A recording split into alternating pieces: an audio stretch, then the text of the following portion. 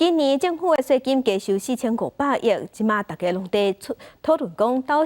到底敢是分振兴券，也是分现金较好？民间团体伫昨昏是走去行政院的门口开记者会，呼吁政府会当大声来体贴有派就学贷款的这少年家，要求政府全面吸收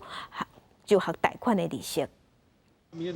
经济民主联合甲大联会等团体做伙将定情书到行政院的代表，希望财政部加扣的税金，幸福人民进前就要优先考量帮助派就学贷款的学生。现场一位附带担当学着讲，学贷费用真正会互因烦恼未来。我从先前背了2个学期的国立大学学贷是大概10万块，那2个学期的私立大学的学费大概是16万块这样子，那样加起来26万。那接下来我还有就是2年左右的时间，在我毕业的时候，大概会来到50多万、60万左右。 情形甲伊相像的大学生，阁未少人。金明联表示，进前伫司法院判决书查询统计发现，用就学贷款的关键字所找，历年的地方法院甲检疫庭的支付命令有79000外币，其中有99%的借款人是台湾银行，也就是讲要8万人还未出贷款。建议政府若兴税移民，通优先减免学贷，减轻亲人的压力。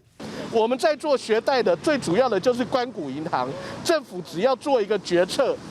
就是让这个贷款的利息完全由政府吸收，让这个学贷的学生，他只要负责把本金做清偿。 金明联表示，因为升息等因素，亲人的生活负担嘛增加。因进一步主张，若有学生毕业了后还未起本金，政府嘛通考虑像美国做学贷的大社，教育部是回应。目前因为升息增加的利息，已经有协助补贴。若毕业学生还贷款有困难，嘛通申请较慢缴本息甲利息，上长会当延8档。记者在立台北采访报道。